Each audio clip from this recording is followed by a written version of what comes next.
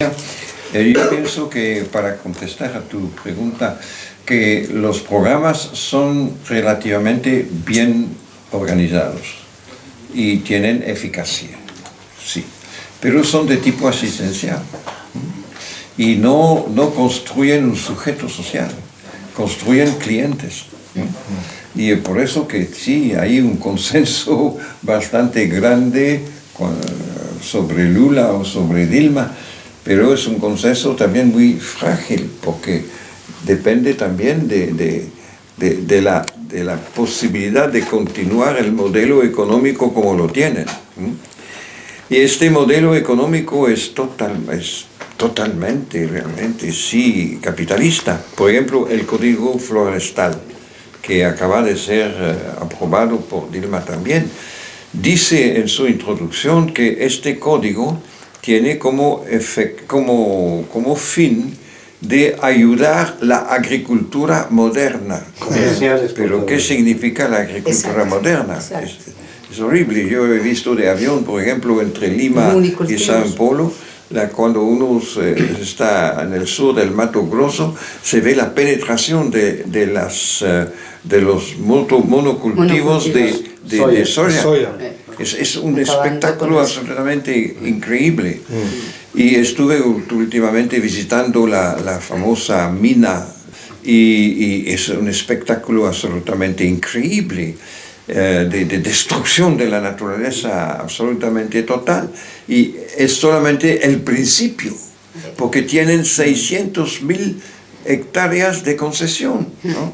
Y bueno, tienen el hierro desde ya 25 años o más, pero ya empiezan con el cobre, con el oro, Valle del Río Dolce se llama. Sí, el Río Dolce, exactamente. Y en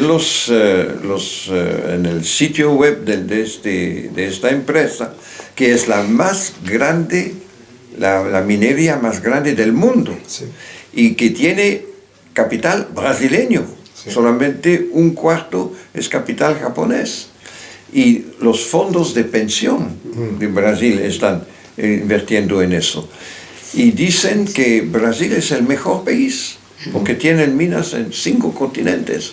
Es el mejor país porque tienen más incentivos del gobierno. Sí, es el mundo al revés. Va a regalar el país. Es el mundo al revés. Y el año pasado han distribuido a sus accionistas 22.000 millones de dólares. 22.000 millones de dólares. ¿No? Así, bueno, son contradicciones. Sí, podría decir que es un sueño realizado del señor Keynes. Sí. Sí. Y también en África, por ejemplo, hay todos los acuerdos que Brasil hace en África, donde vienen con Odebrecht, con Petrobras, etc.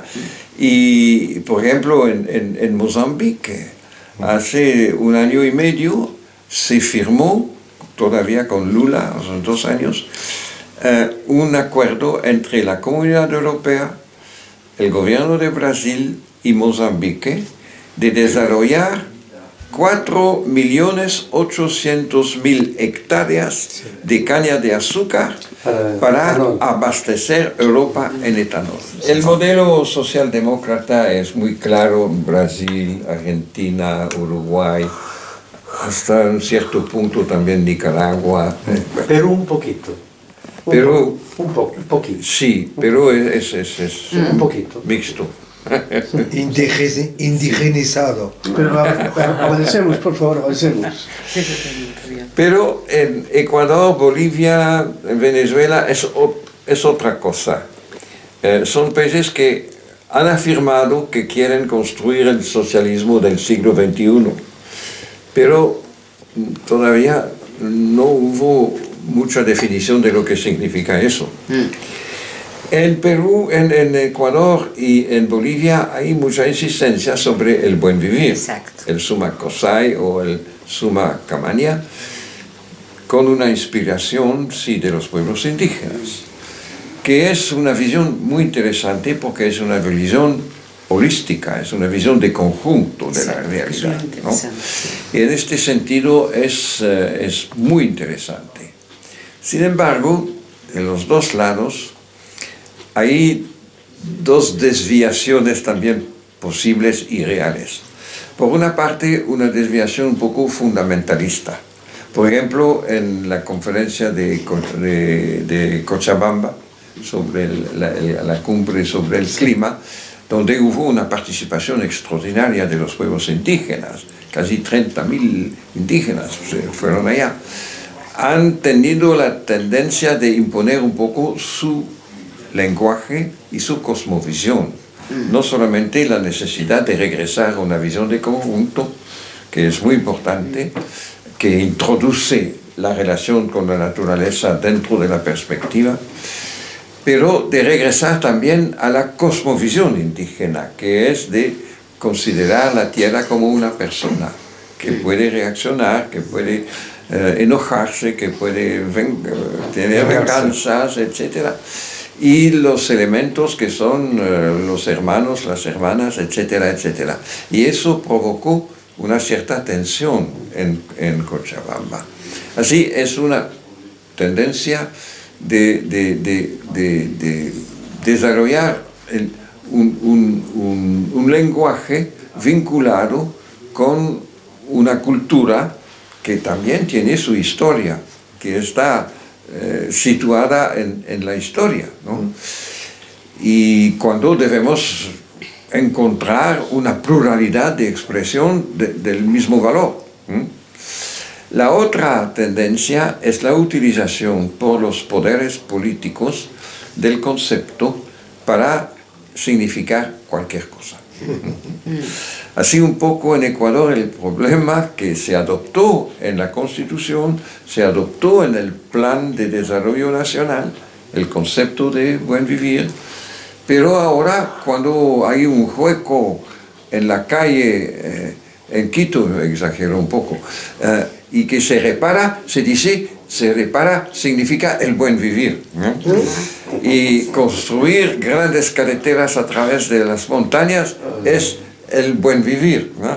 Y así todo es buen vivir, ¿no? Toda la política del gobierno es buen vivir, aun cuando es exactamente lo contrario, ¿no? Así son los dos problemas que podemos encontrar frente a la utilización de este concepto. Sí. El concepto, a mi parecer, es un concepto realmente que puede ayudar a construir una realidad no solamente post-neoliberal, sino post-capitalista. Una crítica de fondo, no solamente del sistema económico, pero también del tipo de modernidad que se ha desarrollado, vehiculado por el capitalismo, pero que se ha desarrollado destruyendo precisamente la relación con la naturaleza, las relaciones sociales, la armonía también social y personal, etc. Así, reconstruir eso sí es una perspectiva fundamentalmente postcapitalista que pide justamente de encontrar una alternativa o alternativas y no solamente regulaciones del sistema. François, sí. Hay la contradicción con el extractivismo. Sí, exactamente. Eso es muy serio, ¿no? Porque puede ser postcapitalista, pero sigue siendo extractivista. El problema es que los recursos para poder desarrollar esos programas es que todavía no tiene. Ese es el problema de América Latina, ¿verdad, François? ¿De qué? De que necesitan de esta extracción para poder desarrollar otro tipo de programas. Es lo que dicen. Pero no estoy de acuerdo con eso. Sí. Es mi conflicto con Corea. Yo después de la victoria de Corea, yo estaba en Cuba, he escrito una carta a Corea para felicitarle, pero también diciendo, pero es el momento de revisar un poco, de revisar seriamente el problema de la política extractivista, del desarrollo de los monocultivos para los agrocombustibles y también la política frente a los transgénicos, y pidiendo también reestablecer el diálogo con los movimientos sociales, en particular con la CONAIE, el movimiento indígena. Y después otra cosa que yo había desarrollado un poco fue su papel latinoamericano, que me parece muy importante. Bueno, Chávez todavía vivía, pero me parece el único que puede realmente retomar un poco una visión de la integración latinoamericana con el Sucre, con el ALBA, etcétera, etcétera. Y él me contestó el mismo día. Me contestó una carta contestando a todos los puntos, ¿no? Y diciendo exactamente lo que tú dices. Sí. Para mí el hombre vale más que la naturaleza, dice. Y mi tarea es de hacer salir los pobres de su situación de pobreza.